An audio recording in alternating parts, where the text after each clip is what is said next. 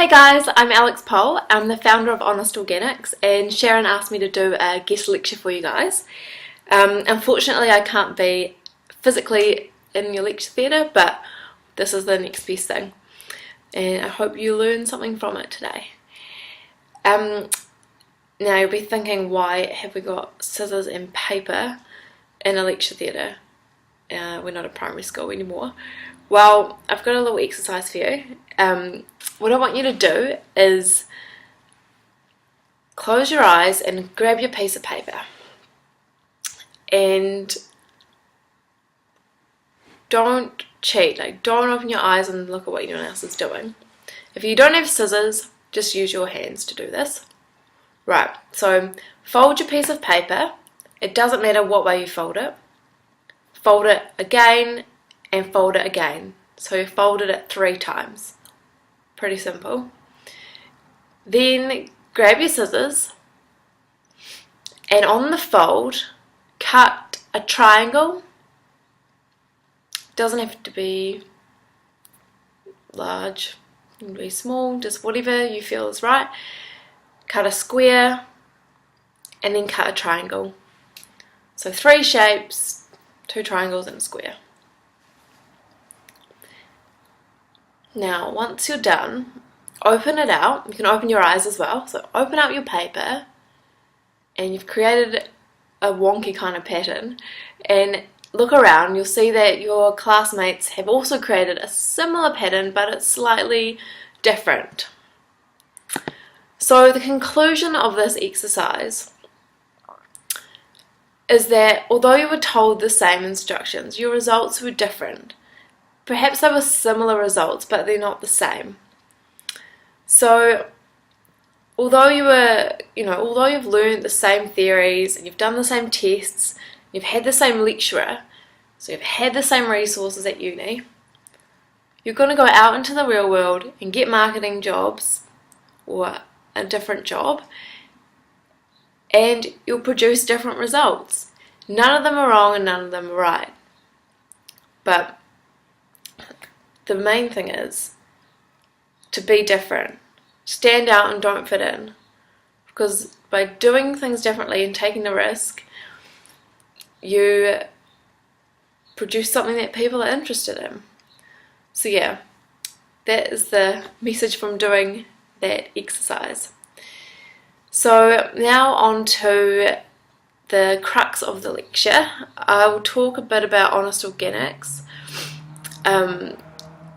and then a few words of wisdom, talk about being a graduate, and yeah, I'll just sort of freestyle it a little bit. I'll also be looking to the side because I have some notes written down, so I am not like on Facebook while I'm doing this or anything. Alright, so you should look up Seth Godin if you don't know who he is. He's one of America's greatest marketers, and he is really onto something. You definitely learn something from him, even if it's just one quote. He's really inspirational. So I took this first little word of wisdom from him and adapted it to Honest Organics. The hard part isn't making granola. It's finding people who trust me to make granola. So you could make any product and try to sell it, but why should people buy it if they can't identify with the brand and they can't trust who's making it? It's all about trust and building loyalty with customers. And you've probably learnt that through doing marketing, but that is one key thing of being successful in selling products. So I'll go into like a little bit of a background and come back around to Honest Organics. So I finished a Bachelor of Tourism Management in 2013, then graduated in 2014, Victoria University have their graduation ceremonies like a few months after you've actually finished your exams. So I did that, and then I went to a health retreat for 6 weeks in Australia. So you work for 5 weeks as a volunteer, all your food and accommodation is supplied, and on your 6th week you're a guest, and it can be worth like a couple of grand or more to go to this retreat. and I highly recommend you do it. If you don't know what you want to do after university and need some time to think without your parents nagging you to get a job, then definitely check out Gwangana. It's in Australia. You just pay for your flights and take a bit of spending money, and you'll really enjoy your time over there. So when I finished at Gwangana, I came back to Christchurch and I started looking for a job. But the idea of working for someone else didn't really appeal to me, so I started to do some research on product I wanted to create. And I had an idea to create healthy on-the-go products, so sugar-free, gluten-free, dairy-free products. I have a few food intolerances, so I'm my own customer pretty much, which was really helpful. So creating a product that you identify with is a good idea, because if you don't like it, then your customers probably won't like it either. So I started researching how to do product validation, and seriously, Google should be your best friend. You can just find out anything you want to find out on the internet. There's different ways you can validate products on the internet. You can build basic websites and so on, but I just thought that what better way to get in front of my customers by setting up at a farmer's market in Christchurch. So I set up there and I started with one product, which was a breakfast bowl, and it was like that round in a container, that deep, and the base was chia seeds soaked in coconut milk and rice milk and vanilla paste, and it makes a kind of gelatinous texture, and it sets. And then on top I had fruit, chia seed jam and granola, and I made everything that was like in that bowl. And what I wanted to do was take that product, adapt it and sell it in supermarkets. So I would have changed the toppings a little bit and put it in different packaging, but the idea of the product I wanted to create was there. I started off selling them for around $6, I think it was, and by the end I was selling them for $8 each. So the price continued to change. I had no branding, no signage, no Instagram, no website when I started the farmer's market. And I look at pictures now and I'm like, I'm so embarrassed to have set up a store that looked so crap. But I actually sold out of my products every weekend, and I remember a couple of weekends I had people lining up for my product, and I sold out, and they were like, write my name down, like, I want to get some of your stuff. And my mum had to go home and make up a few more breakfast bowls with the leftover stuff I had, and she came back and delivered them. So thanks, Mum, and thank you to my customers for being so loyal. And they obviously trusted me to make them a breakfast. Soon people wanted my granola as its own product, so I started to do that in a small container size, and then they were like, we want more granola, we want more, and one person would come every second weekend and buy a 1 kg bag for $40. And it was, yeah, good to have that loyal customer, and made it worthwhile for me to make lots of granola. Regular customers began to see changes. Suddenly I had a logo that a friend whipped up for me on Photoshop. Then I had a different flavour of chia seed breakfast bowl, and then, yeah, the different sizes of granola as I mentioned. Then I took on the Auckland Half Marathon, and I raised money for Oxfam by doing it, and I was offering a bliss ball for a gold coin donation, so that's how I was raising money for Oxfam. And customers would ask me how my training was going, and it was a really good way to connect with the customer and, you know, break down that barrier, and they became friends. And I had a customer who would see me every weekend and email me, and yeah, it was really cool to build friendships working at the market. I also joined Conscious Consumers, and I got a new logo designed, which is my current logo. Then I built a website and I set up an Instagram page. And Instagram is definitely the place to be if you have a business. You can really get a lot of business through that, and it's definitely worthwhile. So I started from nothing, as I said. My store looked pretty average, no branding, nothing. And soon I had the logo, I had a couple of products, I had a customer base, I had a mailing list, I had a newsletter, I had the logo, I had the packaging, kind of. And I was building a story, and my customers were on the journey with me. And that was a total accident that has proven to be my strongest marketing tool. If you create a journey and people can identify with you and they can follow the business along and see that it started from nothing and that you're slowly growing it, people really identify with it and they want to help you out. And that has been the biggest part of the marketing side for me. And it happened completely by accident. A friend also suggested that I put a blurb about myself on the website so that people could connect with the face behind the brand and find out why I started it. And, maybe they had food intolerances too and they could relate to me. So it was just breaking down that barrier that I was just like other people and that they could trust me. So during starting Honest Organics, I met Nikki Sutton, who is the lady who did my nutritional info for me. She came up to me at the market and handed me a business card one day, and she's given me a few contacts, one of them being Jan Hales, who is part of the Food Innovation Network, and she's actually based at Lincoln University. She gave me some insights to the food industry and told me about supermarkets and what they expect. And it sort of made me decide that I don't want to go down the supermarket road too quickly. She recommended I read a book called Foolproof, and it's a really small book and you can buy it online, and it has been a really useful tool for doing customer analysis. It may even be worth reading if you guys are doing an assignment on customer analysis. It's really simple wording and it helps you to validate an idea.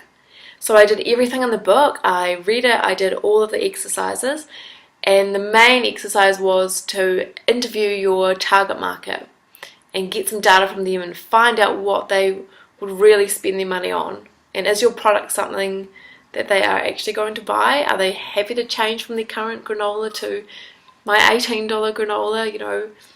Is it something they want bad enough, is what I was trying to find out. So I interviewed customers, I interviewed investors, I interviewed enablers. So enablers are, yep. I interviewed bloggers and people who would have an influence. So I interviewed customers, enablers, who are the investors, and influencers, who are bloggers and people who are quite big on social media, and athletes as well. That all came from doing this, the exercises from the Foolproof book. And I collected the data, I analysed it, and found that my customers were who I thought they were. They were between the age of 18 and 25, they were into sport and healthy eating, and all of them had food intolerances or only wanted to eat healthy food. There's just one thing I want to say about the customer analysis, is that a business shouldn't get stuck on having one target market or customer. The customer is always changing, their needs and wants always change, there's always new offers available to them. Someone who might be in your target market now may get a new job and get paid more and then want to buy a more superior product, or they might lose their job and they might not be able to afford your product anymore. Or just because they've, you're a loyal customer isn't in your age bracket doesn't mean they can't be someone that you market to. So yeah, it's important to not get too stuck in who your original target market is. So I pulled out of the market, the farmers market that is, partly due to weather, partly due to taking on some more study full time, and I actually wanted to see if my customers would miss me being at the market. Like, would they really notice that I'd gone? Do they really like my stuff that much? Or were they just being nice and supporting a young person starting a business? And then I'll go to the market just to have a wander around and hang out there, not doing Honest Organics, just visiting other stall holders. And they would tell me that customers were coming up to them and saying, where has Honest Organics gone? I came here to get some granola or breakfast and she's not here. And so, yeah, people would start emailing me and saying, where are you? How can I get your products? So I started doing a little bit of delivery, but it's quite a hard thing to do, to set up logistically. So yeah, I kind of stopped Honest Organics for a wee while, went to America for 6 weeks, checked out the food they have on offer there, the healthy food, and I sort of decided that Honest Organics should become a cafe in the future, employing high school kids, giving them their first job, and doing good within the community. Because I believe that a business should exist for people, planet, and the profit. So without the profit, you can't help people and the planet. You can't survive as a business without money coming in, because the money exists to make things happen. So people, like the community, should be benefited, and the planet should also be benefited. And that's something I'm still working on. I really want to be able to get to that place. Anyway, the universe had different plans for me. Soon people were contacting me and asking about my granola, and I was on a job hunt too because I'd just been overseas for 6 weeks. And I thought maybe a Pledge Me campaign would be a good idea, so I could raise money for new packaging and nutritional info. And through doing my Pledge Me campaign, a journalist found me and contacted me.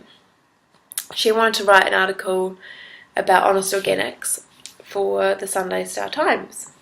So I imagined like this small article in the back of the business section with a tiny photo, and instead I opened the newspaper on a Sunday to find half a page on the front of the business section was about Honest Organics and a picture of me, and it was just crazy. 15 or so people emailed, called, Facebook messaged me, who were all keen to invest. So that's about 15 people who wanted to invest or help out.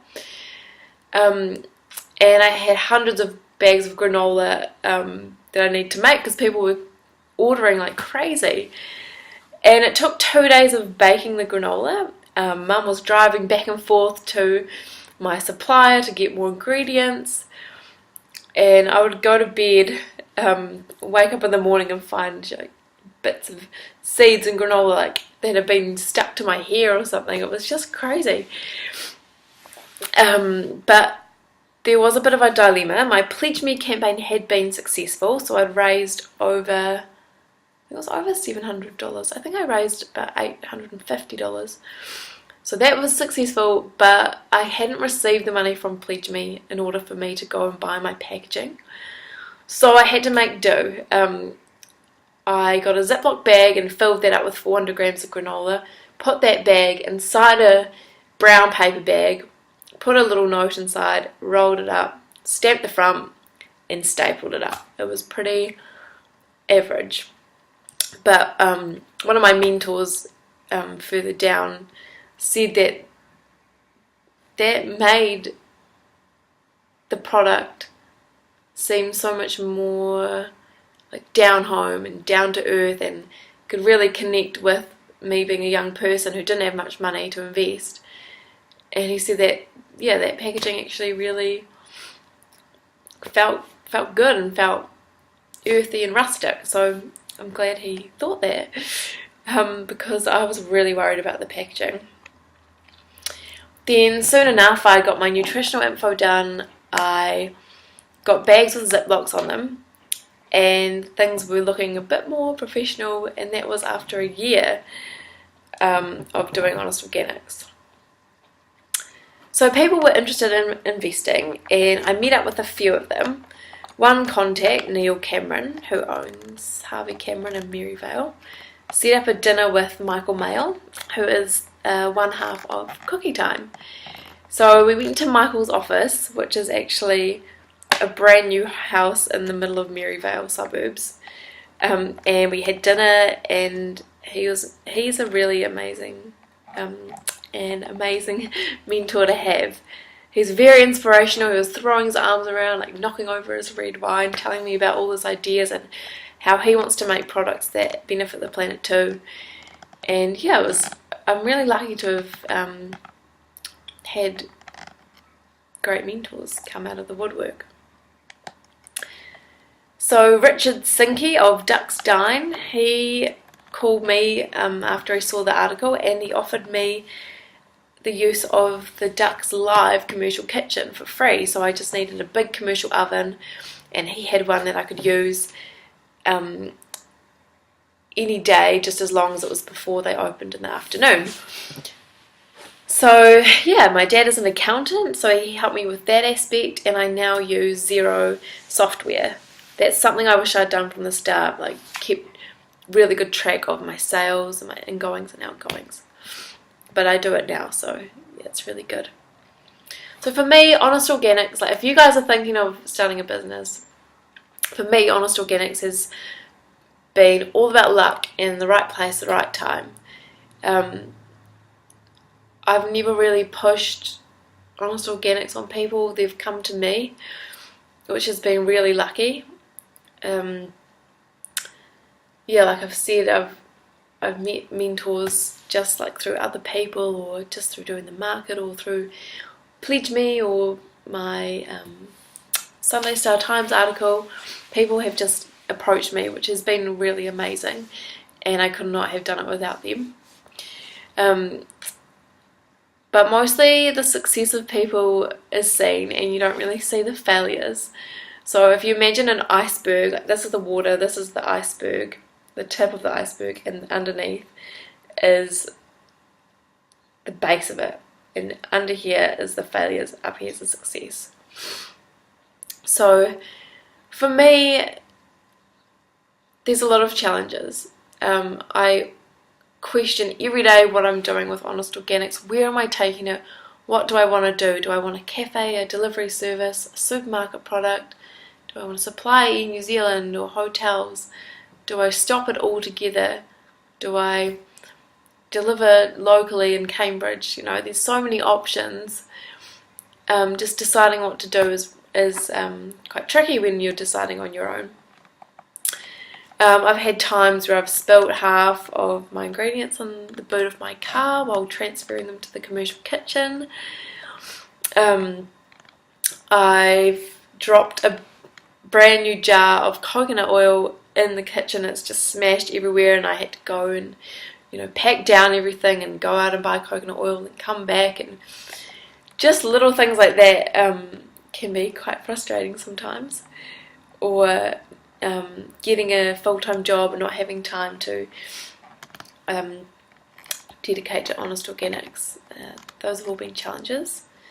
I've had customers find random bits of nutshell in their product, which has had to go back to the supplier, and I've had to tell them that they're not doing quality control on their ingredients properly.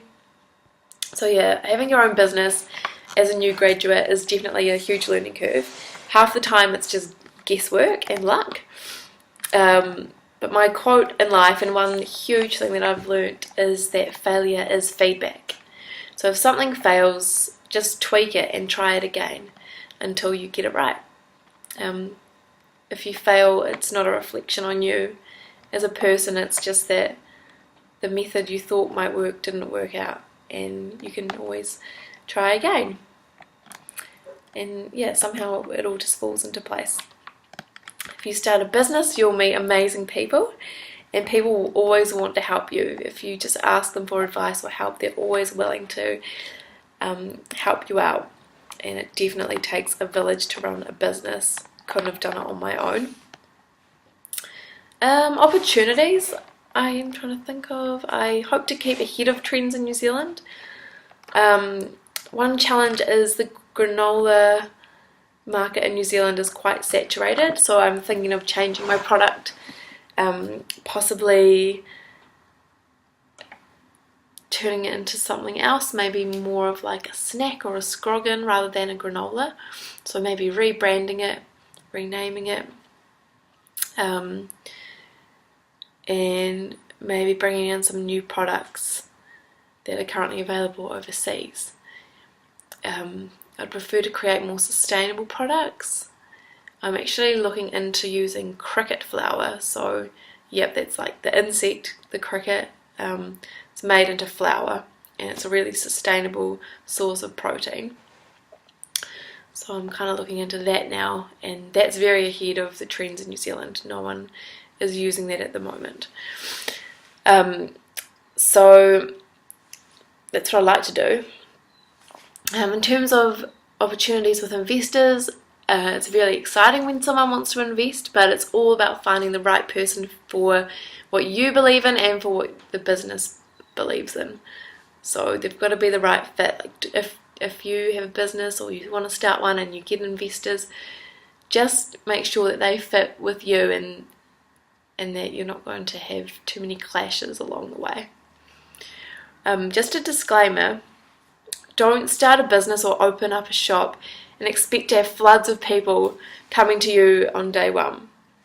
It takes time and perseverance to make a startup a success, and you need to build a brand for people to identify with, and you want people want to be a part of a brand. That's ideal. If you look at something like triangle bikinis, like girls buy those bikinis, they all want to put pictures of themselves on Instagram wearing them in the hope that they'll be regrammed on triangle bikinis. Like they just want to be part of their brand.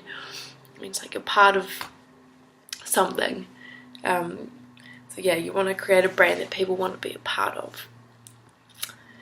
The beauty of New Zealand in terms of business is it is small and you can create relationships with people easily. Yeah,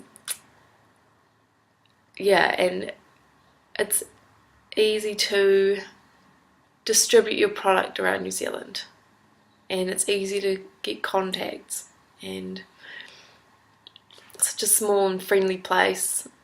People want to help you out, and usually the whole country finds out about someone doing something good. It's probably going to be on the news or go viral on Facebook or something. Just like New Zealand's so little that that people are always just willing to help you out and willing to help you succeed. That's what I've found anyway.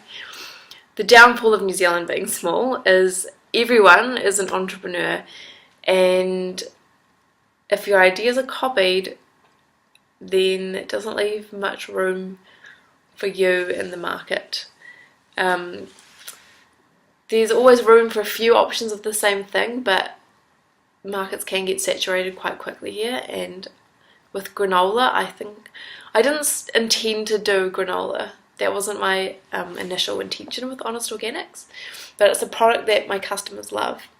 However, a lot of people make granola, and there's a lot of granola on the shelves, so it can be quite hard to get into outlets that aren't supermarkets because they've already got so many options. I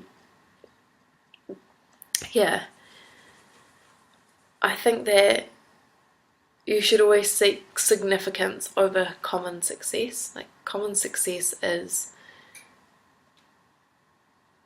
getting a job just for the money and getting a mortgage, buying a house. That's common success. But if you do something because you truly want to do it and you want to make a difference, and you're passionate about something, then you'll make it work.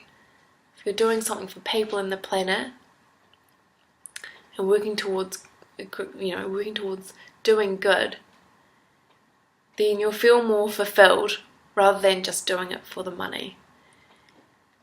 And if you're doing something for the money and it fails, you'll just feel empty, you'll just have nothing. But if you're doing good and the business fails, at least you've created something within a community and you've given back in a way, and you've enlightened people and you've made their lives better, and at least you can be satisfied with that.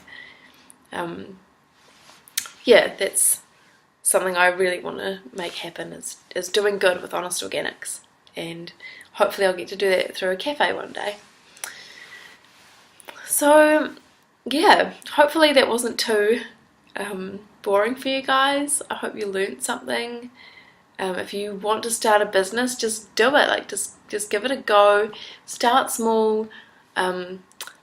Don't put too much pressure on yourself to be like successful in the first month. Like, it takes years for businesses to make a lot of money, unless you're like one of the rare few startups that get really successful overnight kind of thing. Starting from scratch and getting your name out there and your product out there, it takes time, you know, and you start on the back foot from day one. You've got to invest all your own money, and you start on a loss because no one knows who you are, no one knows your product, and then the first bits of money you make, you just put straight back into the business, and slowly it just grows from there. But yeah, as a new graduate, like, why not over your summer, like, research your business idea, or, you know, work full time and in your spare time work on your business, or get with friends, or join the lightning lab, or something. There's something there for you if you really want to start a business. And you can also flick me an email if you want to. It is alex@honestorganics.co. So alex@honestorganics.co. Just flick me a message, and good luck for your exams and your assignments. Good luck for graduating. And if you feel a bit lost after uni and you don't know what to do, don't worry too much, because a lot of people feel like that after years of studying, like studying your whole life and then going out into the real world. It's a bit daunting. But you'll find your feet, you'll get there, and yeah, best of luck. Thank you so much for spending the time. Thanks for watching this lecture, thanks for coming to the lecture, and thanks to Sharon for having me. And I'll hopefully hear from you guys via email. See you later.